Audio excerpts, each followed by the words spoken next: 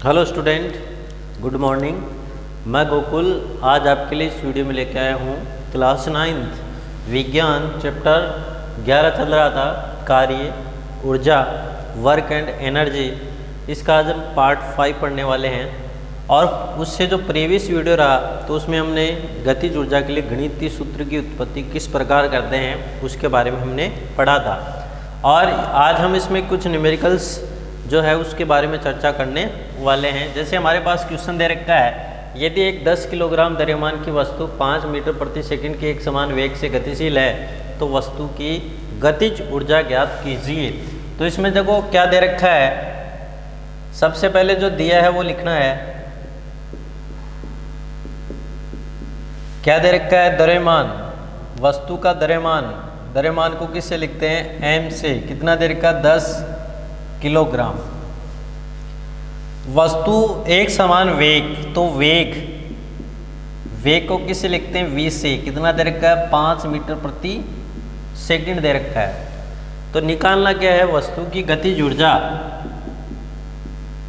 गतिज ऊर्जा जिसको किससे लिखते हैं? E से। ये हम ज्ञात कर सकते हैं। तो देखना इसमें गतिज ऊर्जा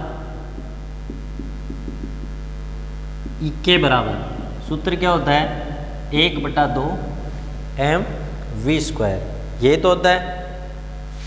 तो E के बराबर 1/2 इंटू m का मान कितना दे रखा है? 10 इंटू v 5 का स्क्वायर, 5 इंटू 5। तो कितना हो जाएगा? ये 5 इंटू 5 इंटू 5। तो 5 5 25 और 25 25 25 5 125 125। और गतिज ऊर्जा है उसका मात्रक क्या होता है? जूल होता है। तो हमारे पास गतिज ऊर्जा कितनी प्राप्त होती है? 125 जूल। अतः वस्तु की गतिज ऊर्जा E के बराबर 125 जूल होगी। गतिज ऊर्जा कितनी होगी? 125 जूल होगी। तो ये आपको इसमें ध्यान रखना है, ठीक है। इसी प्रकार एक क्वेश्चन और करते हैं। जैसे हमारे पास दे रखा है एक कार जिसका द्रव्यमान 1000 किलोग्राम है।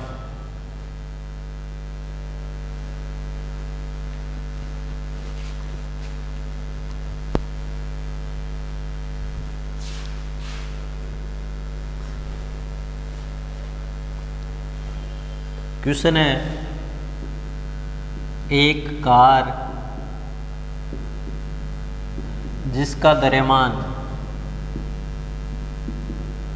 1000 किलोग्राम है, ठीक है।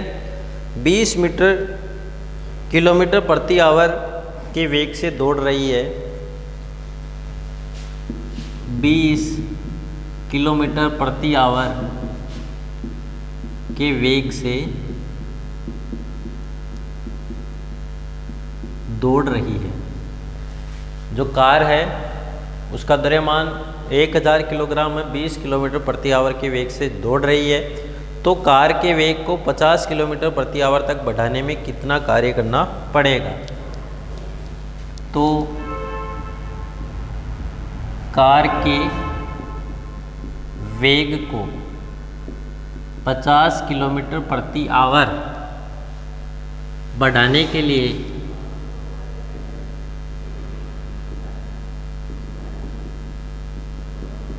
कार के वेग को 50 किलोमीटर प्रति आवर बढ़ाने के लिए कितना कार्य करना पड़ेगा?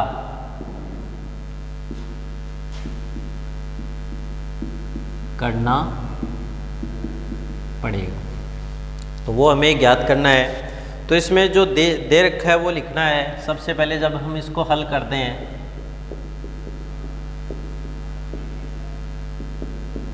अब इसमें देखो कार का द्रव्यमान दे रखा है, कार का द्रव्यमान m बराबर 1000 किलोग्राम। कितना दे रखा है? 1000 किलोग्राम। कार का प्रारंभिक वेग,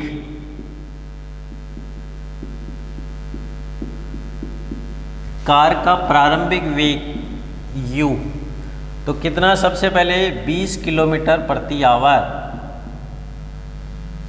ये दे रखा है 20 किलोमीटर प्रति आवर।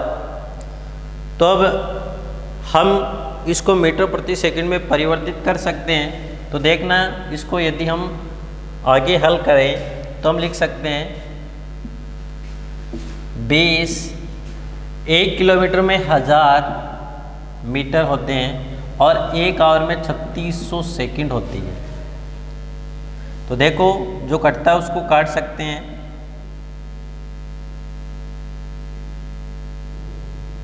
ये 18 और ये 5, तो हम लिख सकते हैं 20 × 5/18, तो 100/18।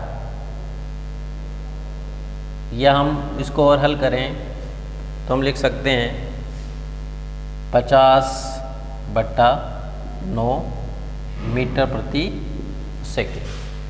तो कितना प्राप्त होता है? 50/9 मीटर प्रति सेकंड। या इधर लिख दो 50/9 मीटर प्रति सेकंड। तो ये प्रारंभिक वेग प्राप्त हो गया, कितना?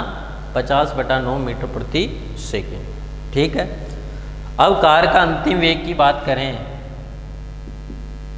कार का अंतिम वेग v, उसका मान दे रखा है 50 किलोमीटर प्रति आवर दे रखा है। अब इसको परिवर्तित करें तो हम लिख सकते हैं 50 × 5/18, डायरेक्ट लिख सकते हैं, 5/18। ये 9, 125/9 मीटर प्रति सेकंड। कितना आ जाएगा? 125/9 मीटर प्रति सेकंड। तो ये कार का अंतिम वेग हो गया। तो हम लिख सकते हैं v बराबर 125/9 मीटर प्रति सेकंड। तो v और u हमने ज्ञात कर लिए। अब हमें क्या करना है? उसकी किया गया कार्य या गतिज ऊर्जा, तो ये हमें ज्ञात करना है। तो ज्ञात जो करना है, किया गया कार्य और या गतिज ऊर्जा में परिवर्तन। ठीक है, ये हमें ज्ञात करना है। तो हमने देखा था, हम जानते हैं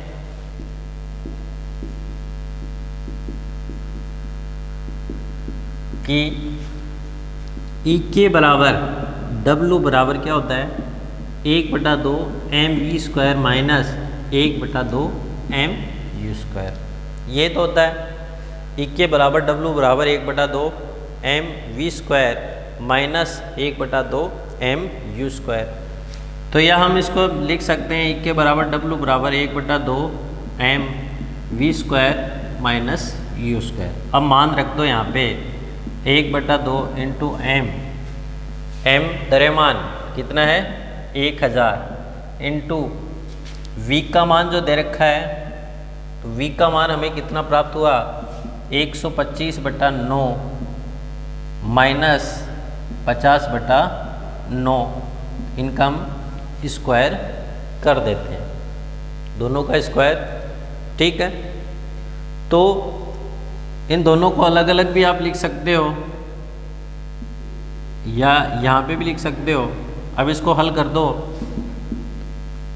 2 से 2 कितना आगे? 500, डायरेक्ट लिख दो यहाँ पे, इंटू 125 का स्क्वायर कितना होता है?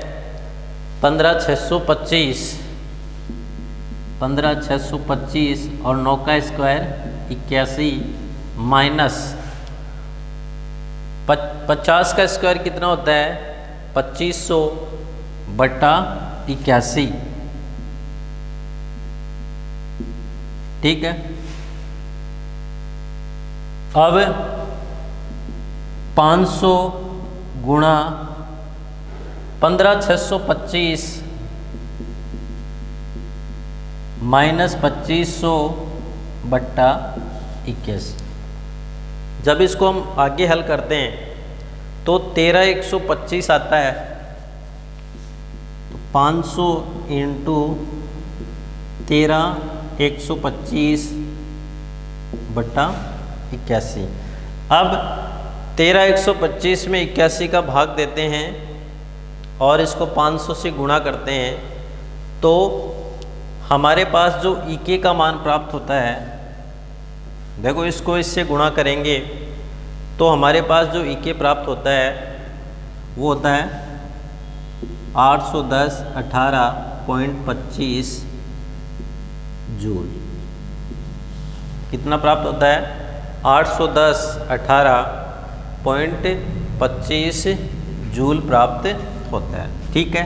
तो इस प्रकार जो गतिज ऊर्जा में परिवर्तन है या जो किया गया कार्य उसका मान जो है वो 810/18 यानी 81,018.51 जूल जो है वो प्राप्त होता है। ठीक है। तो ये आपको इसमें ध्यान रखना है। तो इस प्रकार है वो, इस प्रकार की क्वेश्चन की हम गणना कर सकते हैं। तो अब आगे अगला पॉइंट है वो है स्थितिज ऊर्जा।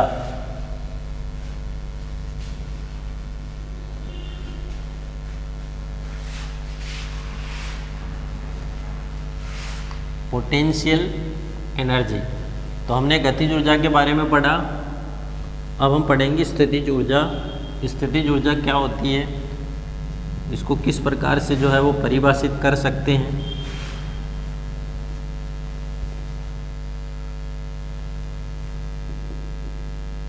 स्थितिज ऊर्जा ईपी, पोटेंशियल एनर्जी। स्थितिज ऊर्जा क्या होती है?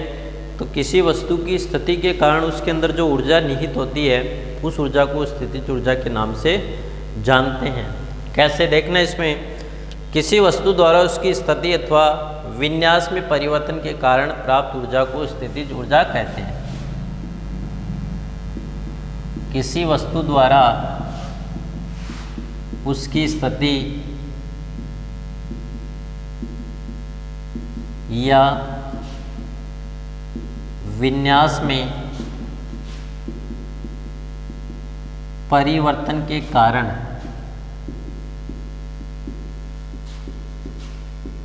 उसमें निहित ऊर्जा को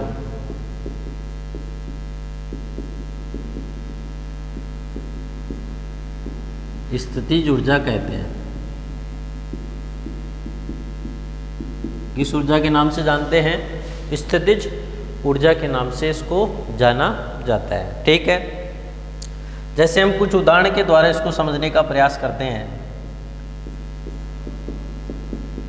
जैसे हम बात करें कि जब एक रबड़ बैंड को खींचकर छोड़ा जाता है तो अपने पुराने स्थिति में आ जाता है। जैसे मान लो हमारे पास कोई रबड़ बैंड है, उसको खींचते हैं और खींच के छोड़ दिया जाता है तो वह अपनी प्रारंभिक स्थिति में आ जाते हैं। इसका मतलब हम क्या बोल सकते हैं कि खींचने के बाद एक रबड़ बैंड लंबा या बड़ा होता है, अर्थात रबड़ बैंड की स्थिति बदलती है और खींचने के क्रम में रबड़ बैंड पर बल लगाया जाता है।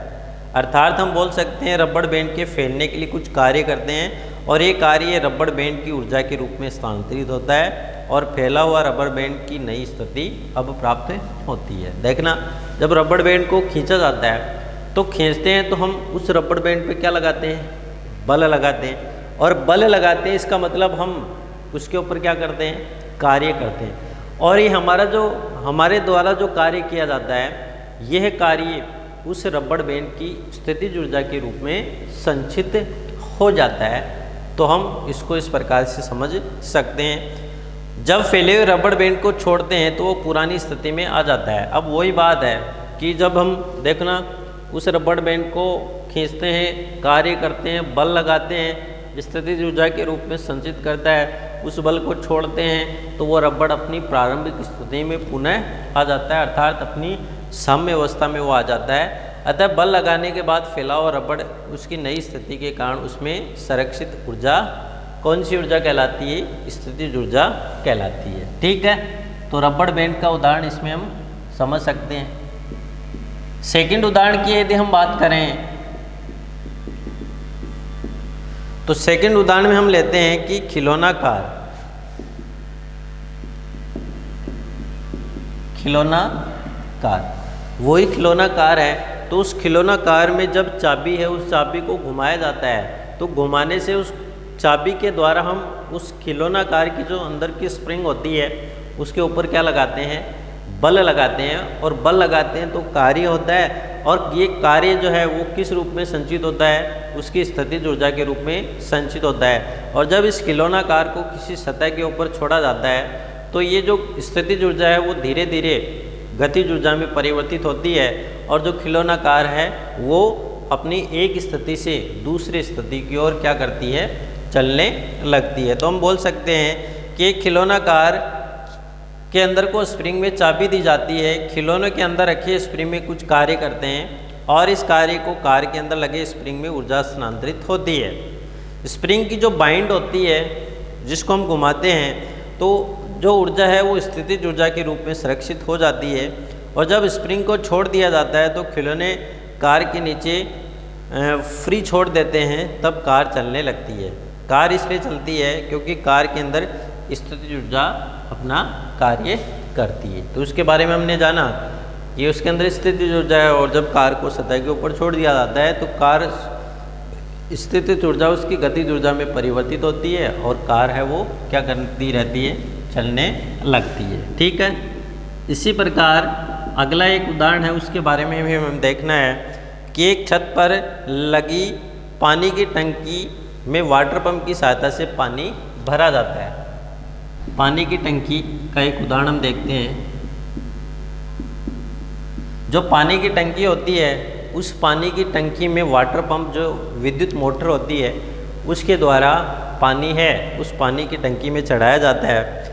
इस कार्य के क्रम में पानी की स्थिति बदल जाती है, और पंप करने से पहले पानी जो है वो नीचे ज़मीन के लेवल पर थी, और पंप करने के बाद ज़मीन से कुछ मीटर ऊपर रखी पानी की टंकी में चला जाता है। वही बात है कि जब विद्युत मोटर या पंप चलाया जाता है तो उस स्थिति में पानी प्रारंभ में क्या है? ज़मीन की सतह के ऊपर है, और जब पंप लगाया जाता है तो उससे उसके ऊपर क्या किया जाता है? पानी के ऊपर कार्य किया जाता है, और पानी जो है वो धीरे धीरे पाइप के द्वारा ऊपर रखी टंकी में चला जाता है, और टंकी भरने लगती है। तो इस स्थिति में हमने कार्य किया विद्युत ऊर्जा के द्वारा, और पंप के द्वारा पानी है वो ऊपर रखी टंकी में चला जाता है, अर्थात पानी की स्थिति ज़मीन पर कुछ जो ऊंचाई है उस पर हो गई है। इस कार्य में ऊर्जा है वो पानी में स्थानांतरित होती है, और पानी की स्थिति बदलने के कारण उसमें स्थितिज ऊर्जा के रूप में संरक्षित हो जाती है। और जब पानी की टंकी में लगे पाइप के नल को खोलते हैं तब पानी अपने आप नीचे आने लगती है। अब उसे टंकी भर गई, बल लगाया विद्युत मोटर के द्वारा, और जब पानी कि टंकी से लगे हुए नल को जब खोला जाता है तो पानी उस नल के द्वारा भूमि की सतह के ऊपर क्या रहता है? गिरने लगता है। और ये बहुत ही प्रचलित और साधारण तरीका है जिसे घरों में उपयोग किया जाता है, और ज़रूरत के अनुसार पानी का उपयोग कर लिया जाता है। ठीक है, तो ये आपको कुछ स्थिति है वो इसमें ध्यान में रखनी है। अब अगला पॉइंट है किसी ऊंचाई पर वस्तु की स्थितिज ऊर्जा। किसी ऊंचाई पर वस्तु की स्थितिज ऊर्जा कितनी होती है तो उसके बारे में हम देखते हैं।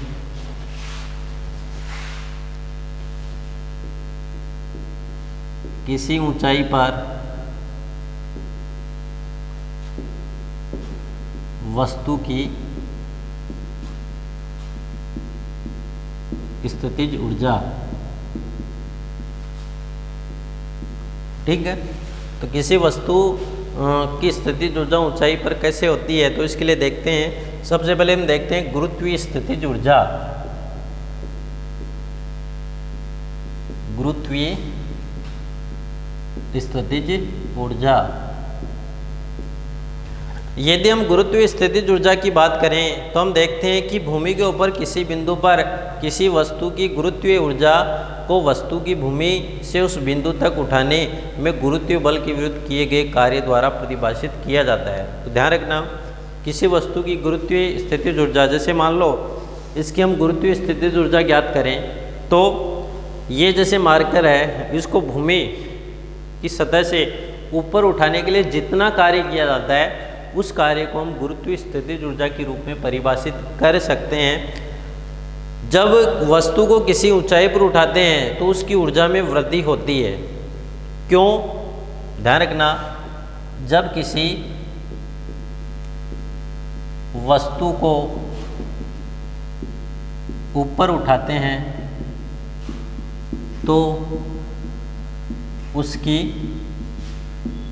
ऊर्जा में वृद्धि होती है। कौन सी ऊर्जा? उसकी स्थितिज ऊर्जा में क्या होती है? वृद्धि होती है, क्योंकि वस्तु को ऊपर किसी बिंदु तक उठाने में गुरुत्वीय बल के विरुद्ध वस्तु पर कार्य किया जाता है। क्योंकि किसी वस्तु को ऊपर उठाने पर उस वस्तु पर गुरुत्वीय बल के विरुद्ध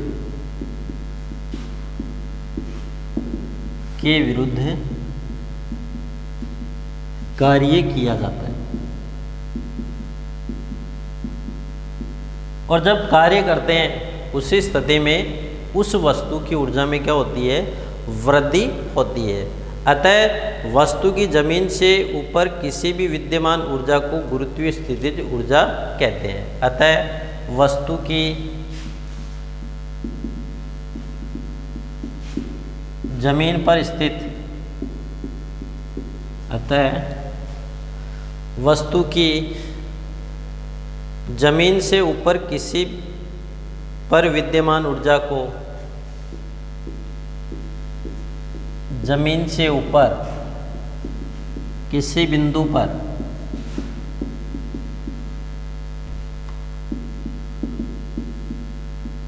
विद्यमान ऊर्जा को गुरुत्वीय स्थितिज ऊर्जा कहते हैं।